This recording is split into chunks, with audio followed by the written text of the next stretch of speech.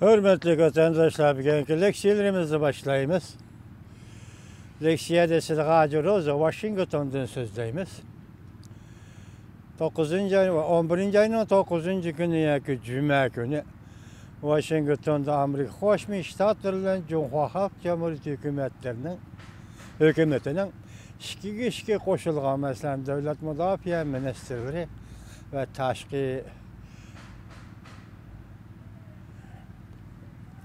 Devlet Müdafaa Ministerleri ve Tashqi Siyaset Rəhbərləri qatnaşqan, ishga qo'shilgan söhbət bo'lib o'tdi. Tashqi ishlar ministerleri qatnaşqan, ishga qo'shilgan söhbət bo'lib o'tdi. Bu söhbətning mazmuni asosan diplomatiya ve bexatarlik ishlari bo'yicha söhbət elib berildi. Söhbətdən keyin e'lon qilingan xabarlarda birincisi bu söhbətin məzmunu Cənubi Dənizdə hərbiləşdiriş məsələsi, Tayvan məsələsi, yəni Tayvanın xalqara makanını, xalqara diplomatik makanını Cunqurun tarayıtqanlığı məsələsi, ondan Şinjan'da, müstəmlik Uyğuristanda Uyğurların kişilik hüquq məsələsi qatarlıq məsələlər qaraldı. Bugünkü leksiyalarımız muşu söhbətni dəvr qılğan halda davamlaşıdı. Hürmetli vatandaş, bunun da elbette biz eğitimiz ki bu Uygurlarga bir hoş haber. Lakin bu hoş haberinin neticesi kaçan oturgu çıkıdı. Ve Prezident Trump hükümetinin tirişçallığı ve devamlı Xitay hükümeti ile bulgan söhbetlerde Uygur meselesini devamlı tekrarlap duruşa münasebet çıktı. Bugün sizler bu leksiya arkalık bu mezmunlardan haber tapsızlar. Birincisi, onun ayrım aldığı bir haber, Germaniya Tashqi ishlar ministeri Cunqurni ziyorat qilish mezgilida Uygur meselesini o'ttirg'a qo'ydi. Mavzuli xabar 11. ayning 10. kuni Amerika ovozining Xitoy tili programmasi e'lon qilindi. Xabar bundoq boshlanadi. Germaniya Tashqi ishlar vaziri Beyjingni ziyorat qildi. Ministerning bayonoti 9. kuni mundaq ko'rsatdi. Beyjingni ziyorat qilish jarayonida Şinjan'da, yani müstəmlik Uyğuristan'da kişilik hüquq meselesini o'ttirg'a qo'ydi. Türkiye Anatoliya agentliği xabar qilib mundaq ko'rsatdi. Germaniya Tashqi ishlar ministerining bayonoti haftaning 5. kuni Berlinda bir qatimliq muxbirlarni kutib olish yig'inida mundaq ko'rsatdi. Bizning qarashimizcha Şinjan'da vaziyat bizni ansirtiyotidi.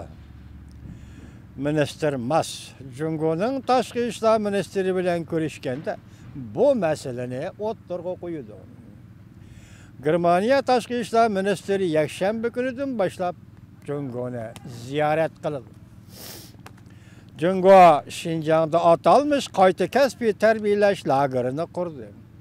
Milyondan ortiq Uygur musulmonlarini nazarband qilganligi to'g'risidagi xabarlar xalqaro jamiyatning keng ko'lamli diqqat nazarini o'ziga tortdi. Cunqur hukumati kishilik huquq daxli taruz qiladigan lagerlarni qurmaduq deb turib oldi, tenib oldi.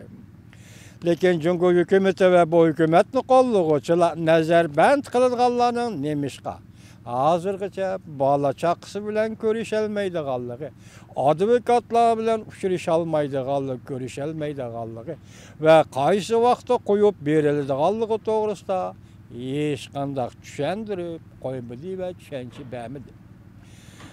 Cunqur nemish xalqaro jamiyatda muxbirlar va xalqaro tekshiruvchilarning u yerda zodi nima ish yuz berdi tekshirishga yo'l qo'ymaydi. Şinjan'dan qaçıp chiqqan Uyg'urlar chet ellarda doklad so'zlab u yerda qurilgan atalmış kasbiy tarbiyalash markazi va maktablarning hammasining turma o'xshaydiganligini, ochiq yo'sh, tayoq yeyish odatdagi bir ish ekanligini, u yerda meni yeyishga majburlaydiganligini, Xitoy tili o'rganishga majburlaydiganligini, naqsh aytib kompartiyani Xi Jinpingni madhiyalashga majbur bo'ladiganligini so'zlab o'tishdi.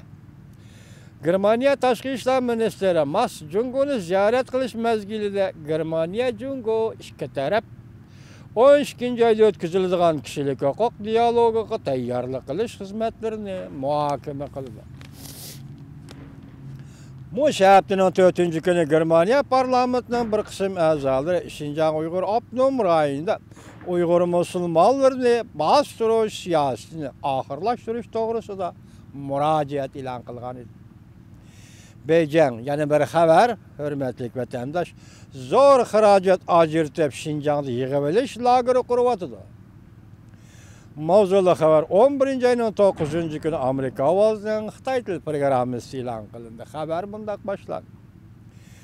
Jungo doiralari G'arbiy Shimolda Şinjanda yig'ib olish lageri qurib, 1 milliondan ortiq islom diniga ishongan Uyg'urlarni va qozoqlarni nazarband qilganligi to'g'risidagi xabarlar xalqaro jamiyatning kuchli diqqatini o'ziga jalb qildi.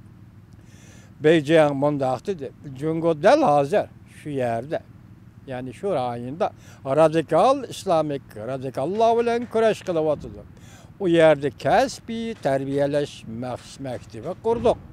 Ko'plagan kishilarni ishga o'rinlashtirib, ularni zo'ravonlik qilishdan ta'siridan qutuldirmoqchimiz deyapti. Lekin Amerikada qurilgan bilim xazinasi Jamestown fondi jamiyati haftaning 1-kuni, ya'ni 11 ayning 1-kuni e'lon qilgan tadqiqot maqolasida bunday ko'rsatdi. Jungo hukumati e'lon qilgan xomchot sonliq ma'lumot oshkoraladiki, u yerda atalmish kasbiy tarbiyalashga xarajat ko'paytiryapti. Amallikni qo'g'dashga munosabatda qurilish xarajati 2017-yilga solishtirganda 20 milliard xalq puli ko'paytirilib, ko'payish 213%ga yetdi. Jamestown fondi jamiyati e'lon qilgan tadqiqot doklatining avtori davomini tuvanda anglaysiz vatandosh.